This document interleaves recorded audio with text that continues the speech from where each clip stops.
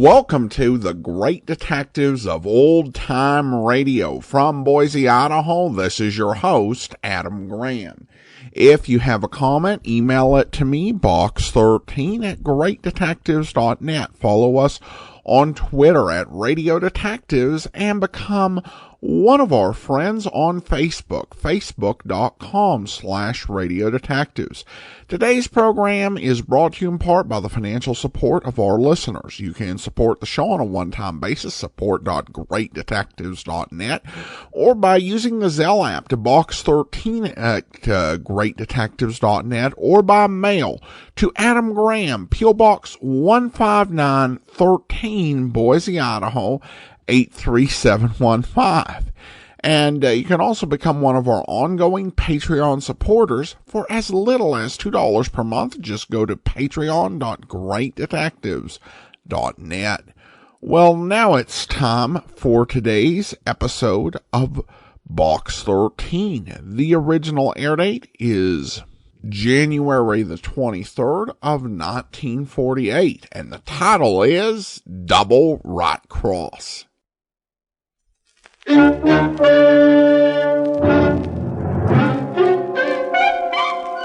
Box 13, with the star of Paramount Pictures, Alan Ladd, as Dan Holliday.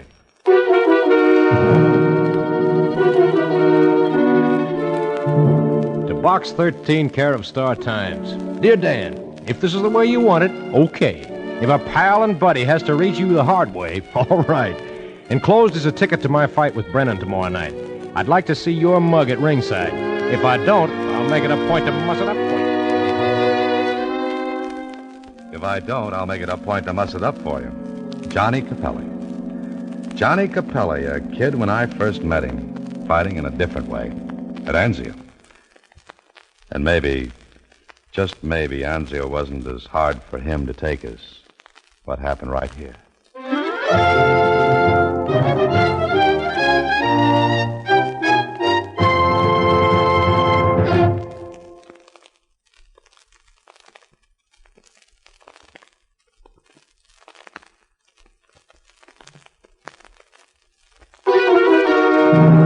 And now, back to Box 13 and Dan Holliday's newest adventure, Double Right Cross. Johnny Capelli, contender for the middleweight crown. A big, overgrown kid with a smile full of white teeth and a heart full of kindness for everybody. Johnny Capelli? I never heard of him, Mr. Holliday. Well, you don't read the sport pages, Susie. But you know him, huh? Uh-huh. We played duck on a rock on the beach at Anzio for keeps. I saw him a little while ago. Told him my Box 13 idea, and I guess he saw the ad in the Star Time. And you're going to fight, huh? Yes, that's it, Susie. Did he send you a bedside seat? There's nothing I can do with that one. So long, Susie. In the driving rain, I headed for the stadium, and my cab ran fenders first into a traffic jam. Well, there was no use trying to get through, so I paid off the cabbie and started to plow the rest of the way to the stadium. I looked at my watch 2 minutes after 10. The first round of the fight was underway. By the time I hit ringside, people were already on their feet leaving. And there was booing and talk.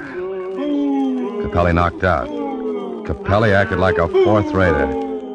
Johnny Capelli laid down. I pushed my way back to the dressing rooms with a little knot of people around one door, and a girl was rattling the knob and calling, Johnny, please open the door. Johnny. What's the matter? What's going on? Who are you? Reporter, beat it. No, I'm a friend of Johnny's. Who are you? His manager. I mean, I was, but not after tonight. He loses one fight and you're quitting. Yeah, like he did. When he comes out of there, tell him he can take this contract and tell him. You're Helen, aren't you? Yes. Please go away. Johnny can't see any reporters now. Please go, will you? I looked at him. So this was Helen. The girl Johnny dreamed about, talked about, raved about, then talked some more about, all the while he and I were trying to miss the casualty list in Italy. The girl he sent a diamond brooch bought with a year's pay he hoarded like a miser. Well, if looks counted, she was worth it. She rattled the knob again and... Please, Johnny, it's Helen. Johnny. May I try? Johnny! Johnny, this is Dan. Dan Holliday. Dan Holliday. Oh, yes, you recognize the name? Oh, yes, Johnny spoke of you. He said that... What's the matter with Johnny? He won't come out, Holiday. Oh, who are you? Helen's brother. You see if you can get Johnny out of there, Holiday. Johnny Capelli. It's Dan, Johnny. Is there any other way out of this dressing room? Yeah, the window. This is the ground floor. He could have got out of the window. Look, both of you, Helen and... Name's Eddie. Yeah, all right, Eddie. Get somebody with the key to open this door. Go ahead, Eddie. Step on it. Okay, be back in a minute. Now, what's all this about, Helen? No, I don't know. As soon as the fight was over, it came... He was conscious? Yes, he walked, but we got the door here, and he broke ahead of me and ran in and locked the door, and I... All right, Helen. All right. Now, take it easy. We'll find out what's happened.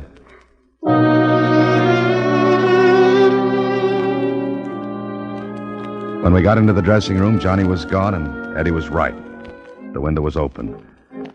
I couldn't figure it. Johnny Capelli, a kid whose courage was A+. A kid who went through Anzio, Salerno, Casino. Sure, he was scared, just like the rest of us. But he didn't whimper. And he didn't run out, ever. It just didn't figure, and Helen didn't make it any more clear.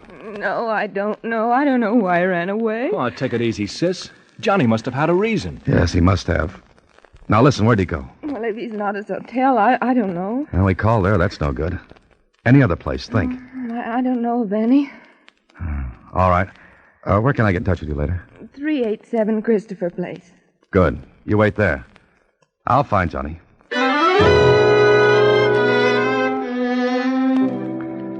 It was tough, but I finally tracked down a cab driver who remembered picking up a man back at the stadium. Seemed, well, drunk, he said.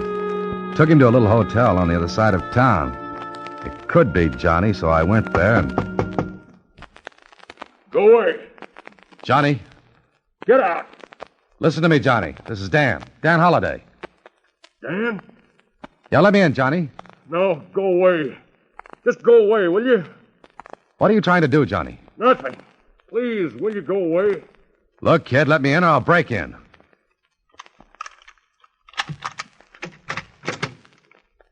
Johnny. Hiya, Dan. Where's the light? Don't turn it on. Don't, Dan. Okay, Johnny. No light. Close the door. Why'd you come? Why do you think? Listen, nobody else knows where I am, do they? No, nobody. Helen? No. Where is she? Home, waiting for me to call her. But you're not going to. What's the matter, Johnny? Dan, I'm sick. What do you mean?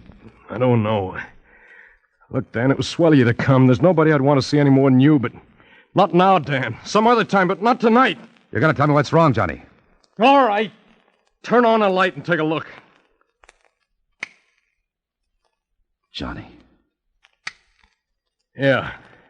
Better with the light off, isn't it? Now, listen, you took a beating. You're hurt, kid. Hurt badly. I've got to get a doctor. No. I said yes. No, you get a doctor and so help me, Dan. I'll kill you. Johnny!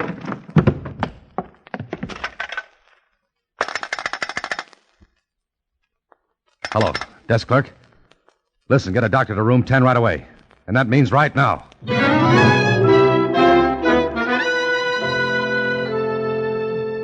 All right, Mr. Holliday. He'll sleep for a while now. How long before he wakes up, Doctor? 5-6 hours, maybe longer. How badly is he hurt? Well, it's hard to tell. He took quite a beating.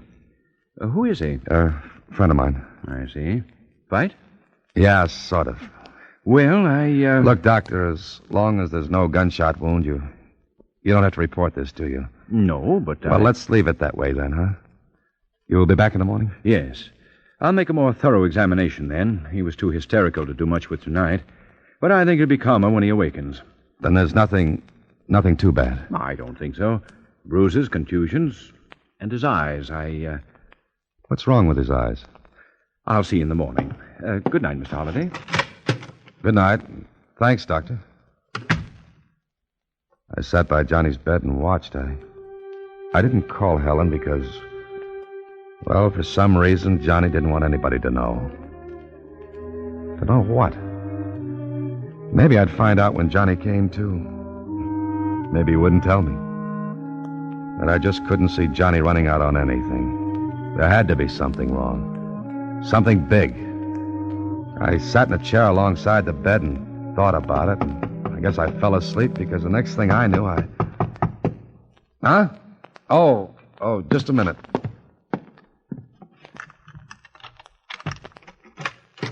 Good morning. Good morning, Doctor. Is he still sleeping? Yeah. Maybe for another hour or so. But I'll wait. Thanks. You'll be all right? Well, I'd like to ask him a few questions when he awakens. I don't think there's anything seriously wrong, but, well, I'll wait. What are you getting at? I don't know. You'll have to wait, too. Okay. Meanwhile, I'll go out and get some coffee. You can use some, too, can't you? Yes, thanks. I'll be right back. I thought I'd be right back. But when I got down to the street, something changed my plans. There was a newsstand, and the first thing that hit my eye was a sub-headline. It said, Boxing Commission holds up Capelli purse. Capelli disappears after fight fiasco. I hurried to a phone, called the Star-Times, got a few strings pulled, and a half hour later I was sitting across from the commissioner at his home. Just exactly what interest do you have in this, Mr. Holliday? I'm a friend of Johnny's. I see. All right. You must have something important to tell me. This early in the morning. I want you to tell me something, Commissioner.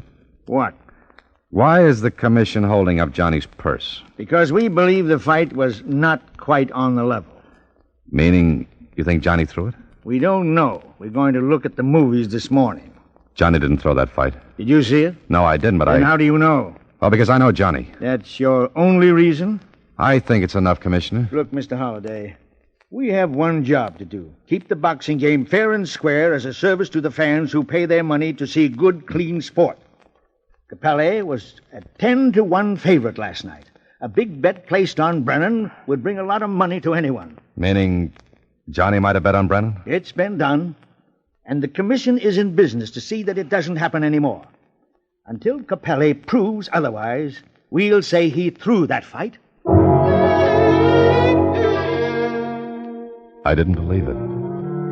But Johnny lost. He lost badly. And he did run out, and he wouldn't tell why.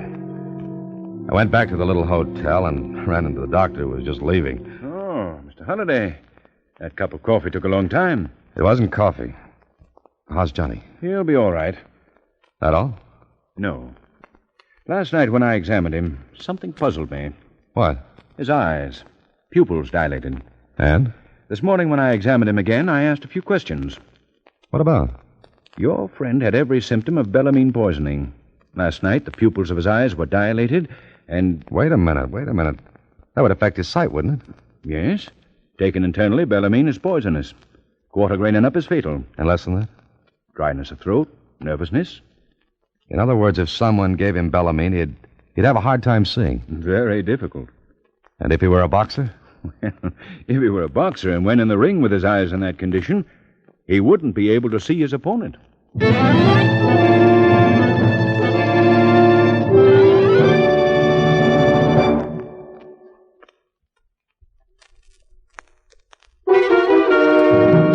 Now back to Box 13 and Double Right Cross with Alan Ladd as Dan Holliday.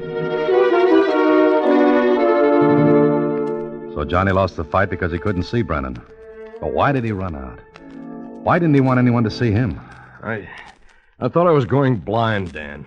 Brennan was just a shadow that was beating me. Why didn't you quit? Why didn't you say something? Because Tommy? I didn't want anybody to know. It was going to be that way. I'd take it alone. Noble, huh? Look, Dan, I waited a long time for that fight. It meant a crack at the title. Helen waited with me. If I was going blind, I wasn't going to let her know. Stick with me. Sure. A kid like you would think that way. Now listen to me, Johnny. Somebody fed you the stuff to impair your sight. Somebody who wanted you to lose that fight. Who? You're crazy, Dan. What did you eat yesterday? Eat? The day of the fight? Nothing. Just a little breakfast. And the rest of the day? Nothing. Liquids? Water? Milk? Of course not. No fighter fills himself up with liquids. Makes him logy, heavy on his feet. But, Johnny, the bellamine had to be given to you just before you went into the ring. Any earlier in the day, and the effect would have worn off before the fight. Look, why don't you lay off, Dan? I'm telling you, I didn't eat anything or drink anything, not for hours before the fight. But you had to. No, I know what I did. Look, maybe it was my eyes. Maybe it is what I thought. I got hit in Italy, Dan. Maybe... It's not that. The doctor knows what he's talking about, Johnny. Somebody fed you that stuff. Who? You tell me. Nobody. I didn't eat, drink. Do I have to go over all that again? No, but I am. You wait here, Johnny. Johnny was a 10-1 favorite over Brennan, and somebody played that for all it was worth. And it looked like it was worth a lot of money if the bet was big enough. A little while later, I was talking to Brennan. You're crazy, Holiday. Maybe the guy wasn't in shape. Look, Brennan, Johnny was in condition. So you're telling me that somebody doped him? Meaning me? No, I'm just asking. And I'm telling. I got 120 fights on a clean sheet. None of them was shady. I don't play that way. I'm not saying that. I'm only trying to find out who could have given Johnny that drug. Well, I wasn't near his dressing room. I didn't even see him after we weighed in that afternoon. All right, it had to be in his food. Food? No fighter's going to eat right before a match. I'll drink water? He just rinses his mouth, that's all. What else, Brennan? If he's training right, nothing else. But if he gets thirsty... I told you, he just rinses his mouth. He drinks water, it makes him heavy. That's why a fighter chews gum all day. It gives him a moist... Gum?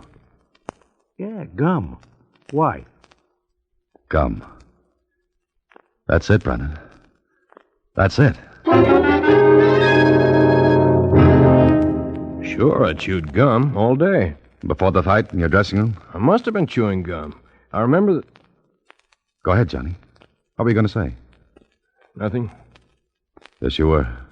No, I wasn't. Look, there's only one way the drug could have been given to you. Now, you've got to think who gave you gum just before you went in that ring. I didn't have any. Johnny, what are you hiding? Nothing. You were going to say something a second ago. Did Baker, your manager, give you... No. Who else was with you? Just Baker. Where was Helen? Shut up, Dan.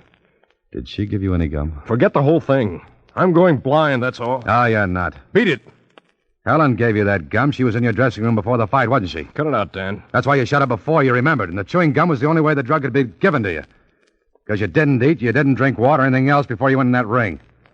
But maybe 15 minutes before, Helen handed you the gum, didn't she? Shut up, Dan. Shut up and forget the whole thing. Come on, Johnny. She gave you the gum, didn't she? Didn't she?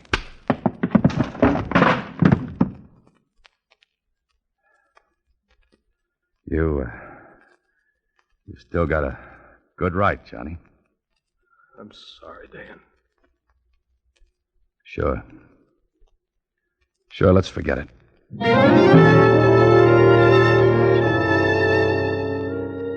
But I didn't want to forget it. I left Johnny and went to see Baker, his manager. I didn't tell him what I'd found out. I just listened. Sure, I brought the kid up from the ham and egg prelims. But after last night, we're washed up. Johnny was a 10-1 favorite, wasn't he? Yeah, a match with the champ next. Did you bet on Johnny? I never bet. Even if you thought Johnny was going to win? What are you driving at? At somebody who stood to make a killing if Johnny lost. You're asking for a cloud holiday? I just had one. What about Helen? What about her? All right, Baker, here are the cards. Johnny went in the ring last night, a sure bet to lose. What? Yeah, that's right. He was drugged. He couldn't see Brennan from the first bell until he was counted out. He was fighting on instinct and courage. Listen, what are you giving me? There was nobody in his dressing room but me And Helen? Yeah. Now, what about her? Nothing. Except once I walk in on the two of them and, well, they was having a fight. What about? They clammed up when I walked in, but I heard something about a brooch. Brooch? Diamond brooch? The one Johnny sent her from Italy? Maybe. All I know is what I said. That's enough. Thanks, Baker. Maybe you'll have a champ on your hands yet. The next stop was to see Helen. I wasn't sure how to handle this. And all I had to go on was the fact that Johnny was covering for her. Why? And they'd had a fight over that brooch. Again, why? So the big question was, did she or did she not double-cross Johnny? Her first words to me were... Dan, you found Johnny. Maybe. Maybe, but what do you mean? Sit down, Helen. What's the matter? Is he all right?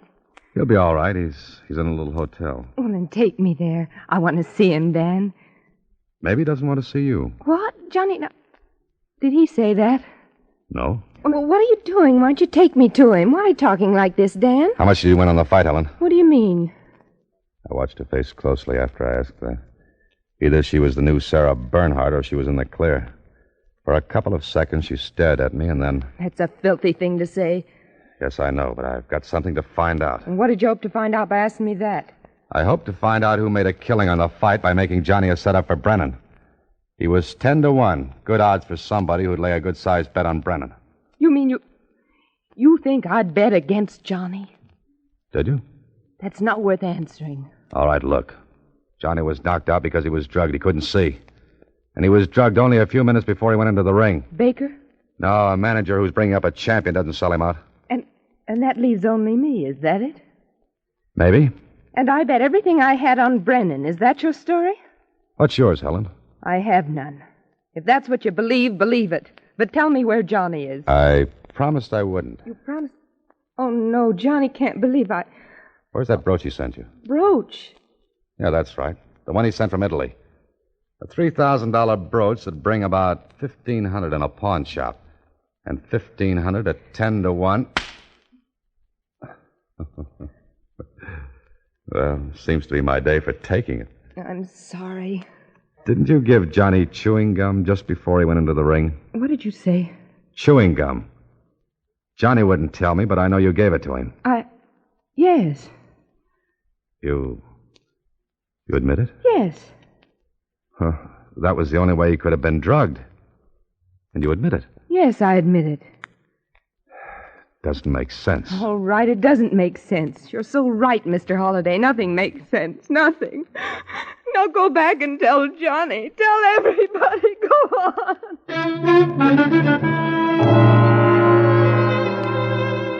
Well, this I couldn't get. Two of them. Johnny and Helen knowing it must have been the gum and Johnny not wanting to tell me. Then Helen coming right out and saying she gave it to him. Okay, there was one answer, and I hunted for it in the shape of that brooch. I called Lieutenant Kling at headquarters and got him to do me a favor. It took almost the rest of the day, but late that afternoon. Brooch? Yes, the police called, but I assure you I did not receive stolen goods in my shop. The police know that I don't Sure, you're in handle the it. clear. Now, don't worry. Has the brooch been redeemed yet? No. Look, all I want to see is a slip and who signed the brooch in. Well, here, I have it ready. I thought it would be the police who would come. It's right here. Here. You are. There's no mistake about this. Oh, no. I let him have $1,000 on it. 1,000? And you're sure? Yes. There. There's where he signed his name. John Capelli. No, that couldn't be right. Unless Johnny was afraid he couldn't make a fake fight look good and wanted to make sure. But where did Helen figure? And why? Why? Then it hit me. Johnny protects Helen. Helen admits she did it. It made so little sense it began to clear. I checked with betting agents and found one who took a bet on Brennan, a bet of $1,000 at 10-1. He remembered who placed the bet, so... Well, that gave me one more call to make. Back I went to Helen's apartment.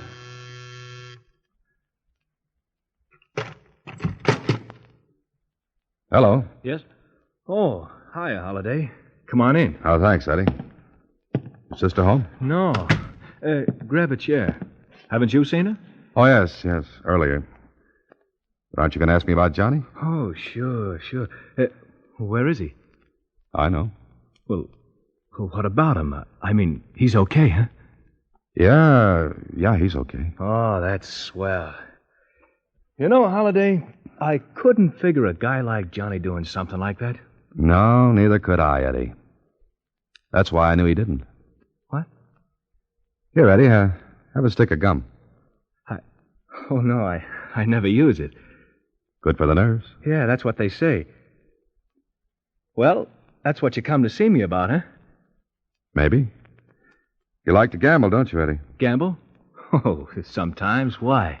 Ever get in so deep you had to steal to make yourself even? What kind of a crack is that? Oh, a nasty one. Just as nasty as stealing your sister's brooch. What did she tell you? Nothing. She had a fight with Johnny. Maybe he noticed she didn't have the brooch. Asked her about it. Maybe she had her ideas about where it was. Yeah? So what? So she knew and gave you a break. But you had different ideas, Eddie. You pawned the brooch, signed Johnny's name to the slip, then bet 1,000 against Johnny. You're nuts. You're off your rocker. Tell you what, Eddie. Let's you and I take a trip to the pawnbroker, then we'll go to the betting agent where you placed the bet. Maybe I won't look so much off my rocker then, huh? All right. So what? I got a break. I'll redeem the brooch and... What are you looking at me like that for? I took 2 on the chin today. Maybe it's my turn now to give, Eddie. You lay off now. Sis won't prosecute, and Johnny won't neither. She won't marry him if he did, and... It's not the brooch, Eddie. It's the chewing gum.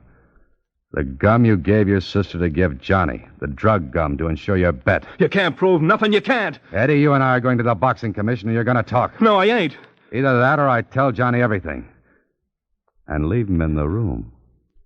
Alone with you. Oh, Eddie. Get your topcoat, too. It's kind of chilly outside.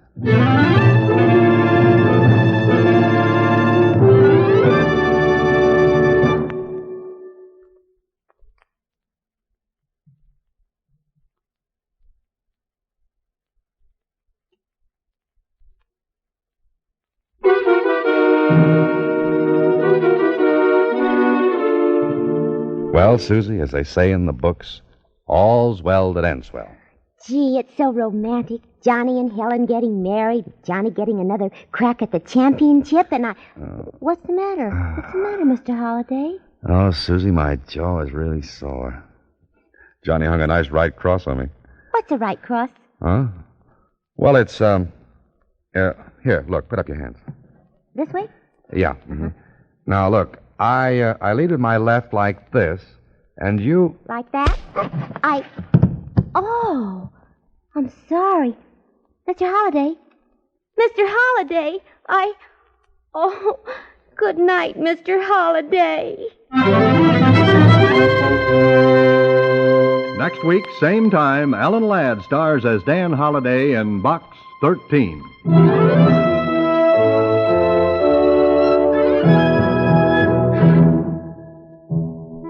Alan Ladd appears through the courtesy of Paramount Pictures. Watch for him in his latest picture, Saigon. Box 13 is directed by Richard Sandville with an original story by E. Jack Newman and Russell Hughes. Original music is composed and conducted by Rudy Schrager. Susie is played by Sylvia Picker, and the part of Johnny Capelli was played by John Beal. Production is supervised by Vern Karstensen. This is a Mayfair production from Hollywood.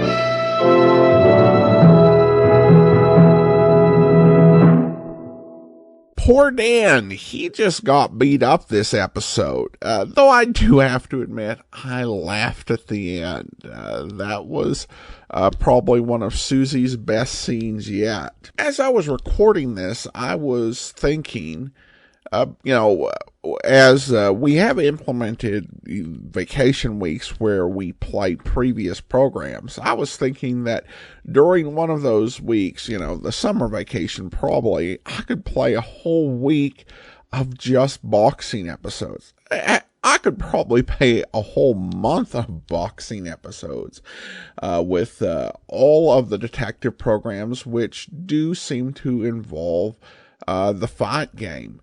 Though I think this was probably one of the better ones. There were a couple layers to the mystery, and I did like how Dan worked his way through it, so I definitely enjoyed this one quite a bit. Now, some listener comments and feedback, and we have a couple of new Facebook recommendations.